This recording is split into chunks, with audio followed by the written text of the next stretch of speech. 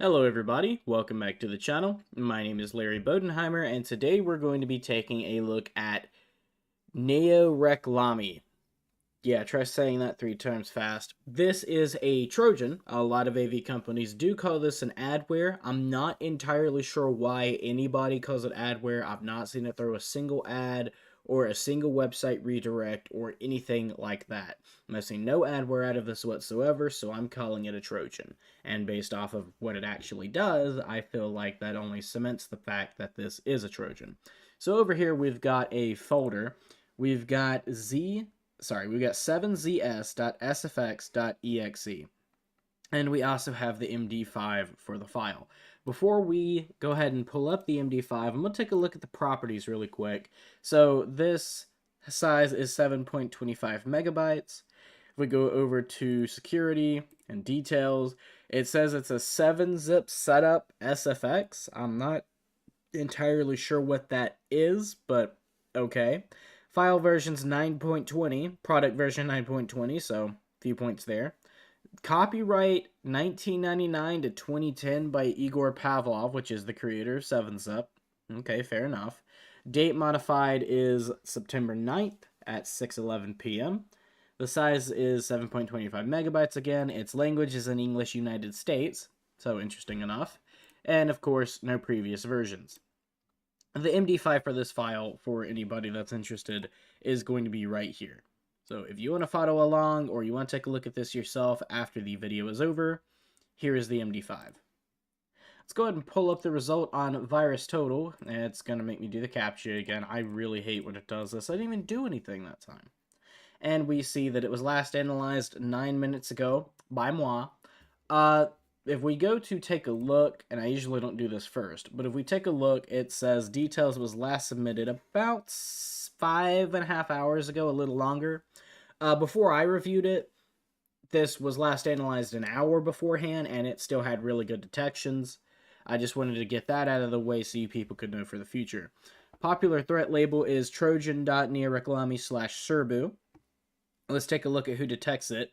Avast AVG Bitdefender does detect this one, and in the last analysis before mine, it also did detect it, so few points there. We've really needed to see a detection from Bitdefender, because so far, we've not had much success. BCAF Pro detects this. I'm starting to think that this isn't too bad of a program here. I need to take a look at that in the future. We also have Google detecting it. ESET is here, GData. What else? Kaspersky is here. Microsoft, very good. Microsoft's been doing really good for these. Generic Reputation PUA. Okay, that's a weird detection, but at least it works. Symantec is here. I didn't see McAfee. Oh, here it is. McAfee scanner. Okay. Who doesn't detect it? So we have a virus not detecting it. Okay. Baidu, ClamAV. What else? Malwarebytes does not detect this one. So, something to keep in mind. Palo Alto Networks isn't detecting it.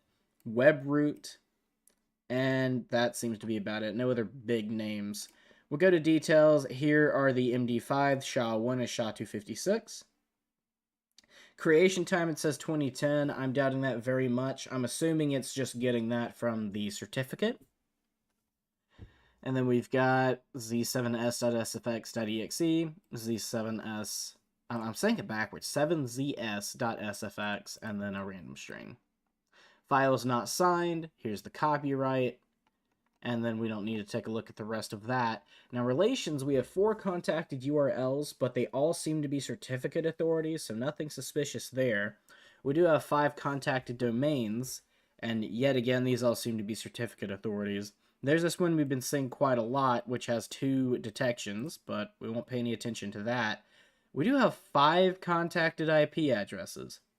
Yet again, this loves to annoy the crap out of me because when I scanned it, it had 1 contacted IP address. Now that I'm back, every single time I analyze something here, I find something that's not on VirusTotal, and then, surprise, surprise, every single time there's something new. So this was the one that I discovered, and now it's here. But we do have 5 contacted IP addresses. It used to be 1, but whatever. I'll try not to be salty about it. does have a bundled file, install.exe, and it drops files. One looks to be the same installer, and then it looks like we've also got a different one here. Again, we don't pay much attention to the behavior part, but if you want to pause the video and look at this for yourself, you can. So it should be noted that this has one IDS rule now, but before I reanalyzed this, it had none. So it looks like we have one malware detection, Yomi Hunter flags it as malware. Good job. And we have one IDS rule, which is matches rule ET hunting observed let's encrypt certificates for suspicious TLD. So there you go. And we go to community. Of course, Jaffa is here, but she is the only one that's here. She gave it a threat score of 8 out of 10, and these are the tags that she gave it. And her file reports as well. All right, now that that's been taken a look at, I am going to show the tools that we have open for this. So we do have Redshot, of course. We have Process Hacker, which I'm going to move over here. We have Wireshark, which is running in the background. I'll go ahead and stop this and restart it just so there's not as much confusing traffic. And then we also have Fiddler. I will go ahead and remove everything that's in here now and see if we can't minimize this. Give me 1 second. And make it a little longer. There we go. I'm going to put it right here. If it covers the whole screen, or if all the connections cover what's here, we can always make it bigger later on. We also have Process Monitor, and we have Virus Total. Well, I'm going to keep it open, but I don't really need it anymore. All right, let's scroll all the way to the bottom. Let's go ahead and open the folder, which I believe was already open, but whatever. And we're going to run the malware. Now, this requires us to run it with administrator, so don't have to do all the extra stuff. I'm just going to double click. Do you want to allow this app from an unknown publisher to make changes to your device? It's not unknown, it's from Igor Pavlov. Of course I'm going to run it. If we take a look here, it pops up those 2 installers that we saw before.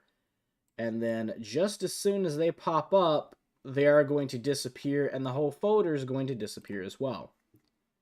And that's as long as it stays up. You've got GP update running in the background as well, but after that's gone, that's all you see on Process Hacker. Now, we are going to run this again, but we're not going to keep Process Hacker open for it. We're not going to do it right now. As you can see, we've only got 3 HTTP requests, so they're all tunnels.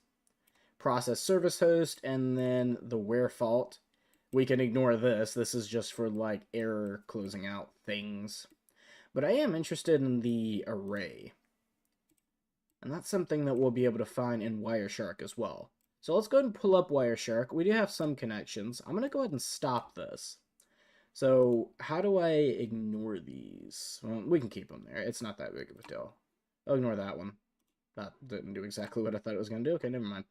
We're not looking for HTTP right now, though. We are looking for TCP packets, and we're looking for a specific IP address. So here's one, 20.42.65.92, which I do believe that this flagged. It's a 20. Okay, wait a minute. Maybe not. 20.42. Okay. Nope. That's not the one I'm looking for anyway. Where is the one that I am looking for? It's a TCP packet. It's sitting in here somewhere mocking me. And we do have some HTTP traffic being sent, but that's fine, I believe. Where the heck is that IP? I know it's here. Got a lot of stuff to sift through. That can be ignored. It's the 104. I'm looking for 104. Scrolling. I am scrolling. I am not seeing. Here it is. I think that's it. No? That's a different one. Okay. Now I'm confused. Where the heck's it at?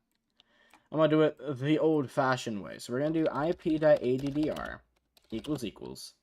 Because I'm not going to spend all day looking for that. 18.38.233. It's not here. Of course it's not here. Okay, well that makes things a little more annoying. Alright, what about the others? So 20.99.185 ip.48. Oh, sorry. ip.addr equals no. Of course. Okay. Well, we are going to run this again with Wireshark open because I do believe there's some contacted IPs with this malware that's actually still not in here. But let's go ahead and remove that filter. And I'll turn this back on right before we run the malware. And then once the malware is done, I'll close it again. Or not close it, but I'll stop it again so that there's not as much to filter through. But let's go ahead and open Process Monitor. So we have two that we want to look for. So the first filter we're going to do, let me move all this out of the way. I need to get it's right there, okay. I need to get the proper name of the file. So we're going to do operation is create file. We're going to add that. And then we're going to do process name is Z, I keep saying Z first, 7zs.sfx.exe. We're going to add that. Yes, add it now. And we're going to see some stuff. Okay, there we go. Hello? First of all, why is this so slow? And second of all, why does it not have the... Okay, it's never done that before. Anyway. So now we have the prefetch. It's creating a bunch of files, but these aren't exactly what I'm looking for. I'm not looking for these DLLs. Or not these, anyway. What the heck is going on?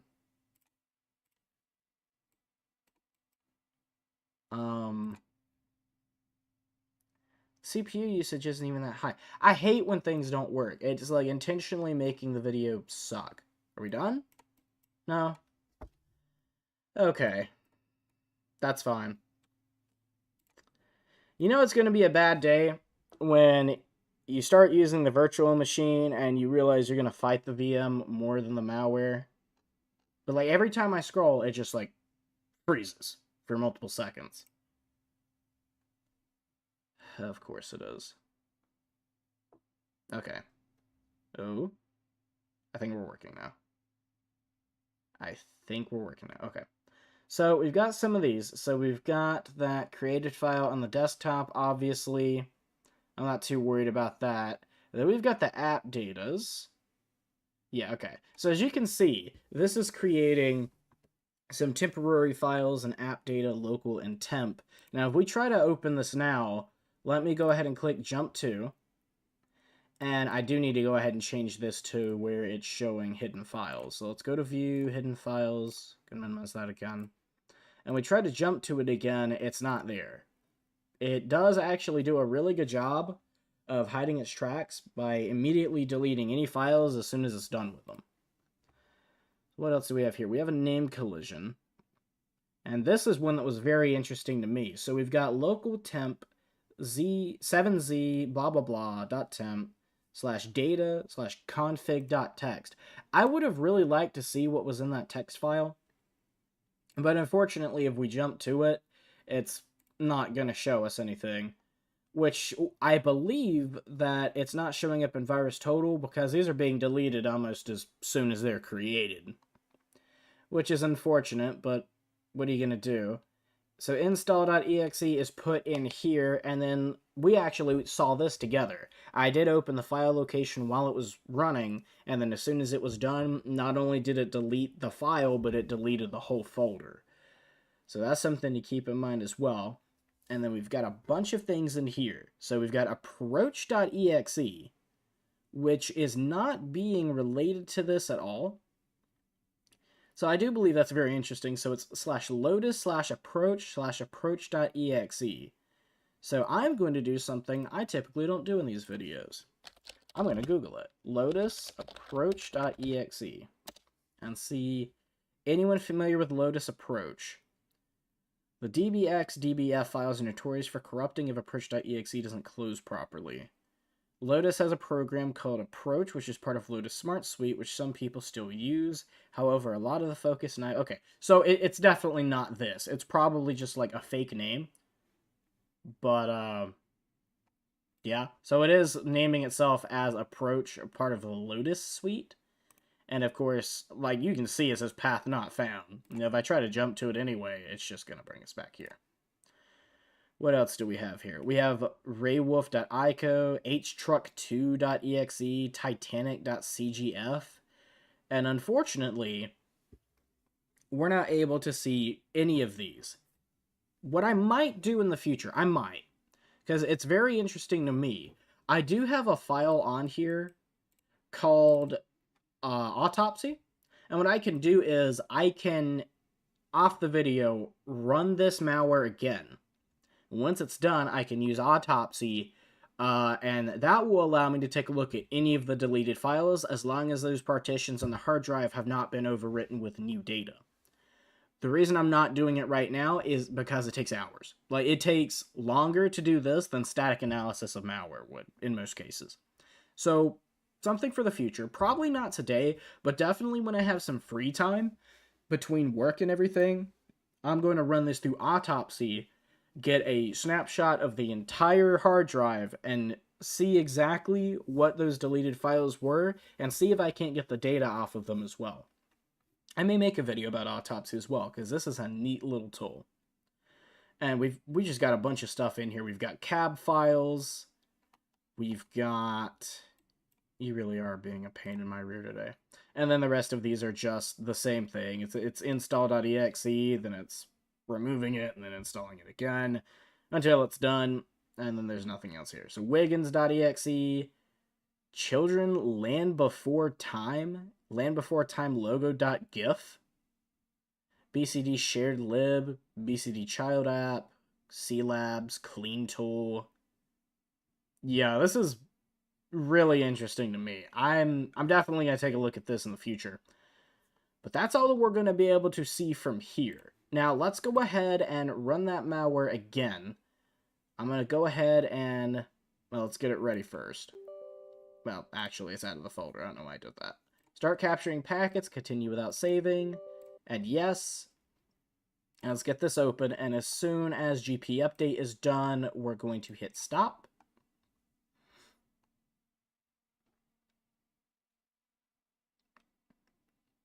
We're going to hit stop. Okay. I don't know why it took that long, but there you go. And we don't have much, but let's see if I recognize any of these. So we have 52.168.117.173. Now, I believe what happened last time I looked at this is this was a Microsoft URL, maybe for like cloud sharing, but I believe that they might have a domain on this cloud sharing thing to send more data back and forth. So 52.168.117.173. And if we connect to it, or we try to connect to it, it's going to suddenly take way too long to respond and isn't going to allow us to. But this one specifically looks like a... Okay, this one looks like, what's the word I'm looking for? A certificate list. So that one's not too suspicious on its own. And of course, Fiddler, the connection failed, it timed out. Okay, so that one's not too suspicious. I could be wrong. This is pure speculation. I believe... Well, now I don't know what to believe, now that I know it's CRL. So, most likely what it is, this is just for certificate exchange.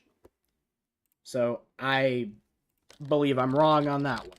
I believe that is actually just a certificate key exchange, and there's nothing suspicious with that. Obviously, it's suspicious because malware is retrieving it, but at the time, I thought that that may have been like another C2 or somewhere else that it pulls files from. That was incorrect. I can be wrong sometimes. And if we take a look now there's more contacted domains. AP4 checkdata.xyz. So these are from GoDaddy. HelsinkiDTC.com. ENV. Wow, okay, yeah, there are a lot more. And now there's a lot more contacted domains. You see? You see what I'm talking about? I knew this crap was happening. Is that not the same 20. I believe that's the same one where I said that I thought it was that, and then it wasn't that. And then you can see it's picking up more dropped files. Okay. I'm going to prove that I saw more than what I saw the first time. Okay, we're going to run it one more time. So we're going to hit yes. We're going to hit record. No, okay. I butchered that one. Let's wait for that to be done. I apologize. That was my fault. But we're going to run it again. And I'm going to get that 20. Run the malware. Yes. Here we go. So we got some requests, and these are probably the certificate exchanges. I saw it right there. Is that the same one? 20.189. That doesn't prove anything. Okay. Stop. Where are you? Okay. 20.189. Get over here. 17322. Okay, and then I'm going to open another virus total thing. I'm going to copy that IP, and while it's trying to connect, I'm going to put it through virus total as well. So this is Microsoft. Okay. This may be a certificate authority. We have no ratings to tell us whether it is or isn't. Here we go. We got passive DNS replication and communicating files. I knew it. I knew it. See? I knew I wasn't completely... Wow, that's a lot of detections. I knew I wasn't completely being brain dead on this one. So it's definitely hosting something on this Microsoft IP. I didn't think I was wrong about that. 151.101. I think I saw the 151 before as well. Not on here, but I think I saw that one in testing. But it's not showing up here either. I believe that this one's also a Microsoft one, but I'm going to try anyway. Let's go back. 151.101, 1391. This is a Fastly domain. Okay. It's unrated by everything. So if we try to reanalyze, let's try to reanalyze that, and then I'll take a look at any possible relations. And then after that, we'll take a look. I'll tell you what, we'll go ahead and make the second shot now. But this probably isn't going to tell us much more than this already did. Okay, Relations, Georgia Institute of Technology, Communicating Files 13. Throttled by Lauren Asher. Okay, interesting. So we got a bunch of HTML files that are ranked as malicious. Historical whois lookup. So yeah, this definitely also has something to do with a malware, and it's not being picked up on this end, because this isn't like a host. Well, it may be a host for files, but this isn't like a whole domain that all of these different people are using. It looks like it's being used by only a few people. For anybody watching, don't go after this person. There's no guarantee that this Lauren Asher has anything to do with it. Could be a red herring, could not even exist. But yeah, this is definitely associated with the malware. 7 detected files communicating. And, well, it says 13 here, and almost all of them are malicious. So do with that as you will. And then we will take a look at that second shot to close it out. That should be a relatively quicker video, because there's really not much more we can look at. Until, of course, we come back and there's 20 contacted URLs. It wouldn't surprise me. No. Are there more contacted domains? Right. There's more contacted IP addresses, but I didn't see the ones that I was talking about. I'm sure they'll show up later. Again, if you want to take the MD5 and look in the future, they'll probably be there by that point. We've got canonical data. Okay, I'm going to look... Well, let's expand this a little bit. There we go. Looking for something that sticks out to me. Right now, I'm not seeing much. Shutdown events, terminal services, catalogs, deployments. Yeah, I'm just going to do a quick skim through here, and if I don't see anything the first time, I'm not going to spend much more time on it. Oh, wait. Up. Up you go. That's fine. Got some INF files. But that's okay. Yeah, I'm not seeing anything here. So that is going to be it for this video. I hope you guys did enjoy. This one was a bit of a cluster, but I still believe this came out to be quite a good video. If you guys did enjoy and you're new to the channel, please make sure to subscribe and let me know if there's something I didn't do in this video that you want to see for future videos, and I'll take it into deep consideration. My name is Larry Bodenheimer. You guys are amazing, and I will see you in the next one.